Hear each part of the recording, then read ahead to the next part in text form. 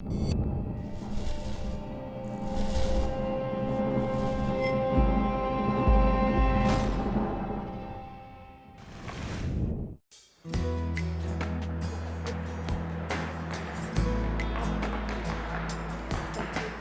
Commissioner Storm, I really thought that we may be meeting up in the woods or on the water, but today we're down here in Louisville, Kentucky at the state championship for NASP.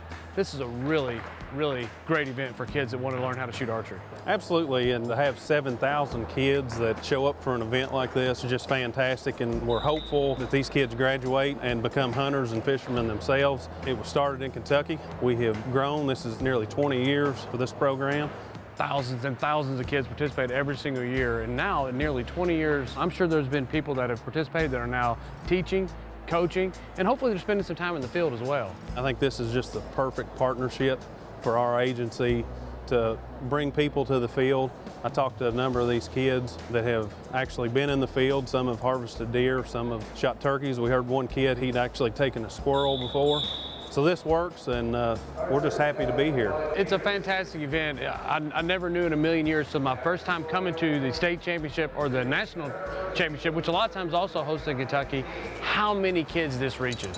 This program has just gone beyond our wildest expectations. I've been an archery instructor in the school myself, and these kids are infatuated with the opportunity to put a bow in their hand and pull it back and see what happens. I remember my first bow as a kid. I remember going out and cutting the saplings and making little draw bows and building arrows.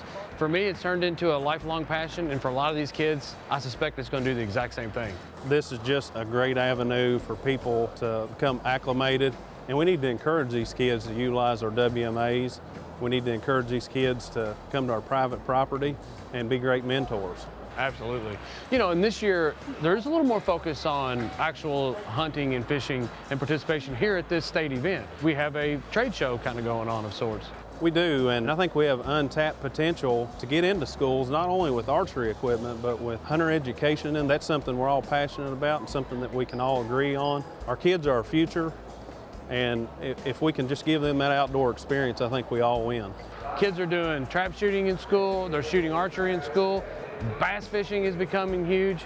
Kids have so many options, and for us to be good stewards and pass on this heritage, we have to encourage these kids to come to the field. We have to show them that we have these programs, and we got to work on retention too, Chad. We all talk about taking the kid to the field, but we need to make sure that they continue to come. And it's just a good networking partnership.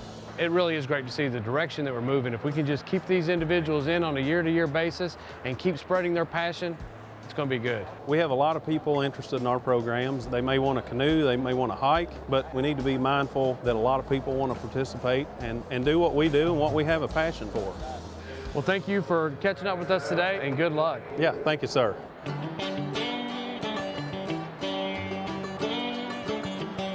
So Michael, I know you are a coach here for a middle school, so you're thoroughly involved in archery in the schools. Tell me how that got started.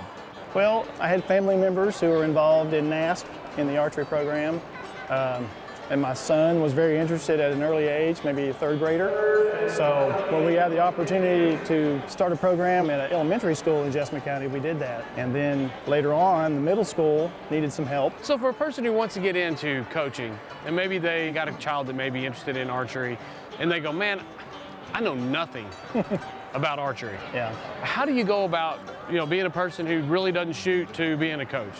Well, I mean, there's lots of information out there. There's obviously the websites. NASP has a website with all kinds of information on it about how to start programs. There are regions within NASP, so there are coordinators in each of those regions. You can reach out to those people and ask them how to start a program. There's people at Kentucky Fish and Wildlife. There's the state coordinator, Lisa Fry, who's always willing to reach out and help somebody get started. So here with the state coordinator, you've been doing this for a couple years now, and just when I thought this event could not get any bigger, it's bigger. It just continues to grow. It grows and grows. We have about 15,000 kids that are competitive across the state. So we try our very best to get about half of them to the state tournament. Over 7,000 are going to compete today. We're looking at 30,000 arrows going down range here. It's absolutely amazing. It's crazy. It's great. Something you're doing much different this year is you're having this expo, which is great because you got this captive audience of all these kids and parents. all the people that are coming through, there is some downtime in this event. If you're going to compete, there's some downtime, and now there's something to do during that downtime. There's something to do, and you know, parents always talk about their kids being couch potatoes and attached to those electronic devices, but our kids would really like to get outdoors, and we just want to show them how they can hunt, they can fish, or they can just go out and enjoy being outside. And so we wanted the kids to see those activities and be introduced to maybe a few new things along with their parents. So with the 7,000 kids here bring about 20,000 adults. In your downtime, you can learn how to fly fish, you can look at kayaks or canoes, you can shoot a little bit of archery, crossbows. It really runs a gamut of all outdoor activities. It does. I saw the fly fishing over there. I'd really, really like to try that. I've never tried fly fishing, so I'm going to have to go over in a minute.